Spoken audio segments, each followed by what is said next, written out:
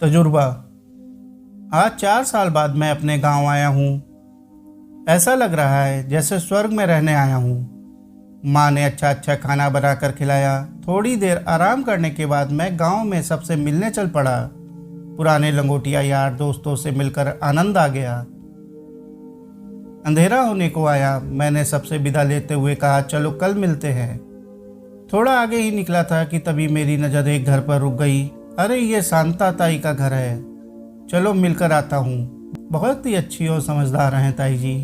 मैं जैसे ही दरवाजे पर गया मैंने देखा कमरे में एक चिमनी जली हुई है जिसकी रोशनी ना के बराबर थी। चूल्हे पर आग जल रही थी। उसके ऊपर तवा चढ़ा हुआ था जिस पर ताई जी हाथ फेर रही थी। मैंने झट से ताई का हाथ हटाकर कहा, ये क्या कर रहे हो? दिखाई नहीं देता आपको कितना गर्म तवा है? वह झट से बोल पड़ी, वही तो मैं देख रही थी कि बेटा कि तवा गर्म हुआ कि नहीं। अब मुझे साफ साफ दिखाई नहीं देता है तो हाथ लगाकर ही देखना पड़ता है। आग तो जला देती हूँ पर पता नहीं चलता कि जली है कि नहीं। ऐसे तो आपके हाथ जल जाएंगे।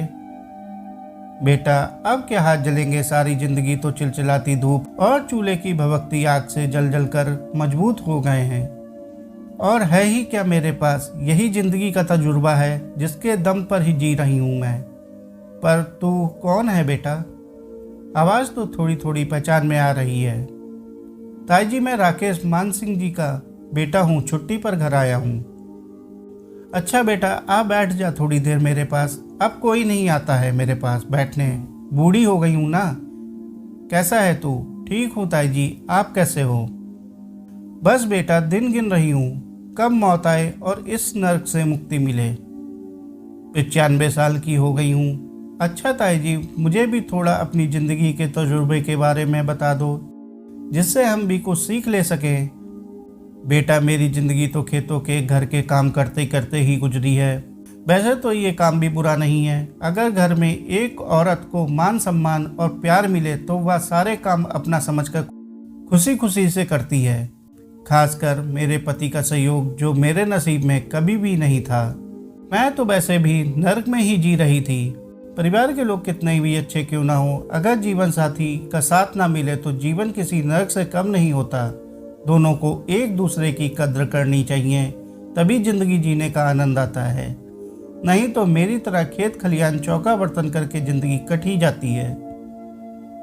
बोलते बोलते ताई जी की आंखों से टप टप कर आंसू टपकने लगे।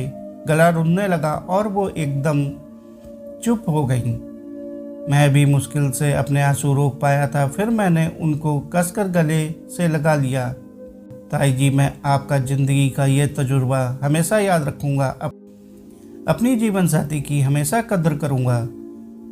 मैंने भी रुंधे हुए गले से उनके पैर छूकर आशीर्वाद लिया और घर वापस आ गया। रात भर सोचता रहा कितनी कठिनाई झेली होगी उन्होंने, जो ज़िंदगी के आखिरी मोड़ पर भी ज़िंदगी से इतनी शिकायतें हैं उनको। साथियों कहानी को अंत तक सुनने के लिए आपका बहुत बहुत शुक्रिया। कहानी अच्छी लगी हो तो कहानी को लाइक और चैनल को सब्सक्राइब कर लीजिए। धन्यवाद।